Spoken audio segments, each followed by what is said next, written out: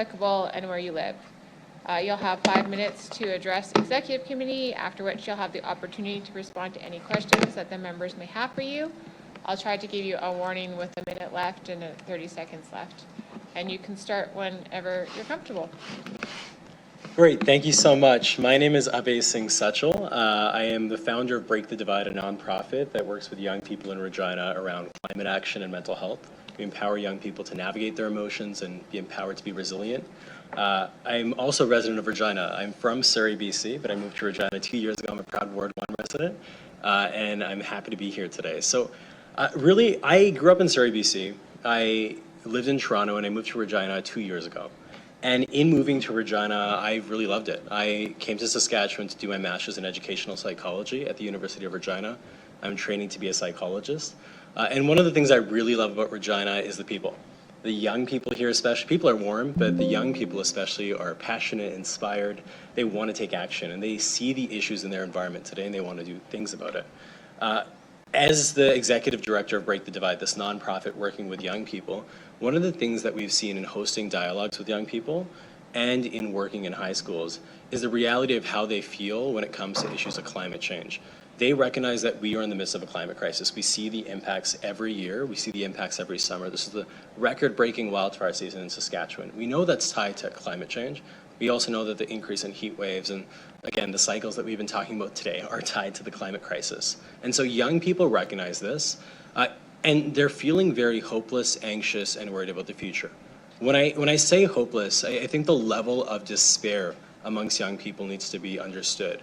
In working with young people, a 2023 survey of 1,000 people, 1,000 young people in Canada, said that 73% think that the future is frightening. Over 50% think that humanity is doomed. Think about that for a second. Every 1 in 2 young people thinking that humanity is doomed. And when we talk to young people in Regina, when we've worked with them, we hear the exact same things. And do you know what one of the biggest causes of these feelings of despair are? One of the biggest causes that underroots this is feelings of betrayal from decision makers and elected officials, from leaders. Now, I've had the opportunity to serve on the Environment and Climate Change Canada Youth Council. So at the federal government, I was a part of the United Nations Environmental Program Council as well on the environment. But none of that feels as impactful actually as being here right now, because those decision makers, it's hard to reach them. These are decision makers, you are decision makers that young people can see, know, and are in community with, that can look up to. And we have an opportunity here to make decisions that help young people. Like a 16-year-old girl who I worked with in Regina, who told me that she thinks that humanity is so doomed, she doesn't sleep at night. Over 50% of young people in Canada talk about their climate anxiety, this overwhelming sense of despair for the future, impacting their day-to-day functioning. We're talking about focusing in school, playing sports, being with family. Like, these are things that are being impacted. And so I know there's a lot we can do, and the reality is we've made a plan. We have a framework, one that's community-driven, one that we've talked about throughout today. It was passed unanimously in 2022 with targets of 52% emission reductions and net zero by 2050. We're not meeting our 2023 or 2024 targets, right? And every delay has real economic and environmental and emotional costs to our infrastructure, but also to our environment and to our health and well-being. And so when we think about that, based on everything that we've talked about today, a decision like this that's in front of us, that the framework included specific actions like electric buses. Right now, we're still considering holding on to diesel buses in the city of Regina, but hybrids even would reduce the greenhouse gas emissions that we see. And so I've seen firsthand how these young people feel, the sense of anxiety and hope, and again, a lack of empowerment, so much apathy and so much anxiety when it comes to not being heard by political leaders. We've adopted this framework. We've told people in the city that we consulted that we want to take action. This is an opportunity to do something here. So my ask here is pretty clear: to move forward with purchasing the electric buses or delaying this decision to the point where we have access to funds instead of the diesel buses. This is a crossroads, and investing in young people is actually investing in these electric buses. I know they're more expensive, and I'm happy to answer questions and talk about that, but it's not just a transit choice. It's an investment in Regina's youth. It's an investment in our health, and it's an investment in, honestly, our credibility as decision makers and as leaders to say, hey, we signed up to this commitment. We're now going to follow through on it. And so it's not really whether we can afford to act, it's whether we can afford not to. If we don't take action, if we don't invest And if we don't meet our targets, there are very legitimate consequences. And what I'm here to say is that we know there are consequences for young people and their well-being, their apathy and their sense of hope for the future. And so I'm happy to answer questions, but really I think that options are clear here to take action, and this is one of the ways that we can do that. Thank you so much. I see Councillor Zakiniak has some questions for you. Thank you. So you had asked us either to move forward with purchasing electric buses like we had committed to doing, or to delay the decision until there are additional funds available. Is that right? I just wanted to make sure that I captured that accurately. Absolutely. You know, the city of Regina has received, my understanding is $57 million, or approximately that amount, in other federal incentives to invest in this sort of programming. And so there are programs like that we can access, and we have an opportunity to make a decision right now. I think we should have all the information that we need to make that decision. Okay, thank you.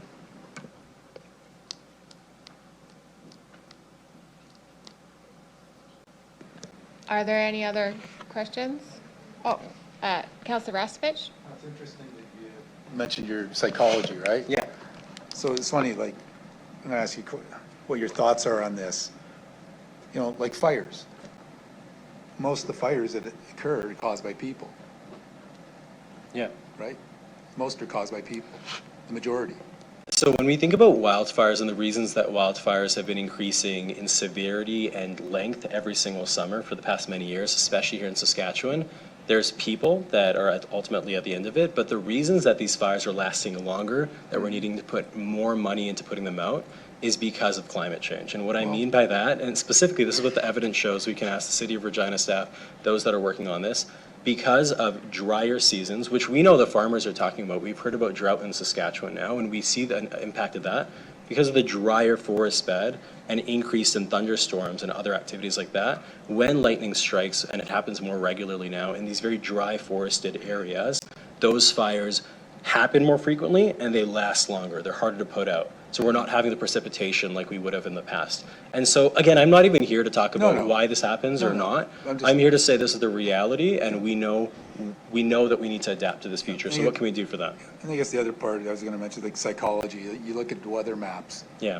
You know, just to ask you, you know, 20 years ago or 15 years ago, a weather map, if it was 22 degrees Celsius. Just a Yeah, okay, reminder it'd be blue. that, It'd be blue, but now, excuse me, You get Councillor 21. Rastovich, just a reminder that the motion is to talk about the purchase of the electric buses. okay. Okay, So if I can respond to the...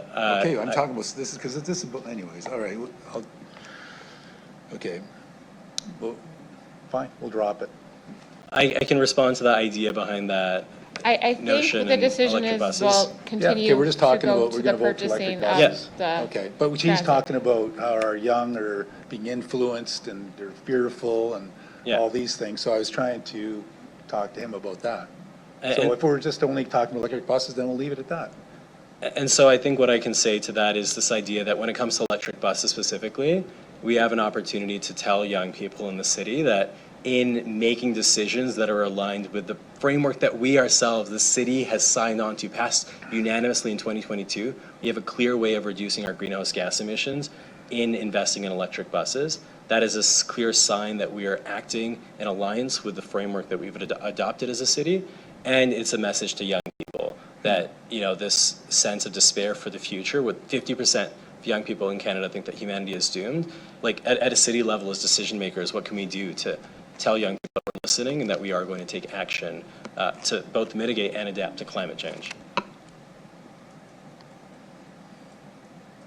Any further questions? Well, I guess we're just talking electric buses, so one electric bus is Yeah. equivalent to taking eight cars off the road. We can find other ways to maybe take 8 cars off the road, whether it's people riding, I guess, but we're a winter city, so maybe get more people to ride their bikes in the summer. You know, there's other ways to do it instead of going to taxpayers' pockets. Can you phrase that in a question, please? That's it, I'm done. I can respond to the idea behind that idea. Maybe if the question is, what's the point of electric buses if we have other ways of reducing the emissions from cars, That's the question. I've lived in Regina for 2 years without having a car. I bike around regularly in the summer. I happen to live in a part of Ward 1 where I have access to buses, transit, and I can bike around. In response to electric buses, actually, just one specific thing is when we think about the future we're building in the city of Regina, in December 2024 at Break the Divide, we hosted a roundtable with young people in the city where we talked about the rights to a healthy environment, that every Canadian has the right to a healthy environment. And we heard young people talk about how their asthma, they can't breathe when they're downtown in winters because of all the exhaust from buses and from cars, because we are in a very car-centric city. So automatically, actually, if we think about the many benefits of electric buses, yes, they're reducing our greenhouse gas emissions. They're also improving our air quality, especially in these industrial sort of cores where people can breathe better. Really, it's as simple as that. So I'd urge everyone to consider the many benefits of these electric buses, both in terms of the cost of not investing in them, but also the many benefits that come from having an electrified bus fleet. And the city of Regina already has committed and has purchased electric buses. We can do more. And instead of tying us down to the path of new diesel buses, I know there is a cost to it. I really acknowledge that. But I know that there are ways that the cost of not taking action will affect us for a much longer time.